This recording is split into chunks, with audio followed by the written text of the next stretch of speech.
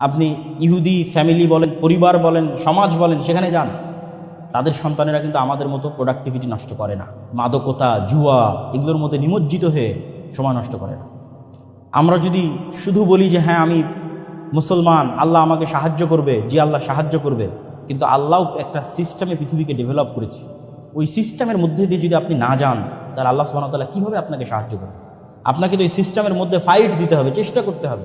আপনি ঘরে বসে থাকবেন, আপনি free fire, PUBG, Facebook, Twitter, YouTube, TikTok এগুলোতে সময় নষ্ট করবেন, নেটফ্লিক্স এগুলোতে সময় নষ্ট করবেন, আর আরেকজন বসে থেকে পড়াশোনা করবে, গবেষণা করবে, জ্ঞানী হবে, তো আল্লাহ সুবহানাহু ওয়া তাআলা তো আপনাকে সহযোগিতা করবে না।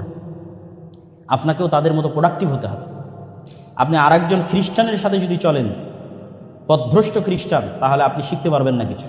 আপনি দেখবেন সেও সপ্তাহের ইনকাম 2 দিনে গার্লফ্রেন্ডদের সাথে শেষ করে দিচ্ছে, অথবা পাবে গিয়ে শেষ করে দিচ্ছে, অথবা বারে গিয়ে শেষ করে দিচ্ছে। পাবে জুয়া খেলে, বারে মাদকতার মাধ্যমে, অথবা গার্লফ্রেন্ড কিনে কোথাও ঘুরতে গিয়ে শেষ করে দিচ্ছে। আপনি যদি একজন ইহুদির সাথে চলাফেরা করেন, হোঁচট খাবেন। তাদের টেন্ডেন্সি ভিন্ন, লক্ষ্য উদ্দেশ্য ভিন্ন, একটা বড় টার্গেট নিয়ে কঠোর পরিশ্রম করে যাচ্ছে। পৃথিবীকে কিভাবে কন্ট্রোল করবে, শাসন করবে, অল্প সংখ্যক হওয়ার পরও তার পিছনে জান প্রাণ দিয়ে চেষ্টা করে যাচ্ছে। আপনি যদি ওই আর একটা পথভ্রষ্ট খ্রিস্টানের মতো এইভাবেই আপনার প্রোডাক্টিভিটিকে নষ্ট করেন, মাদকতা, জুয়া, নারী ইত্যাদির মধ্যে শেষ করেন, আপনি পৃথিবী শাসন করতে পারবেন না।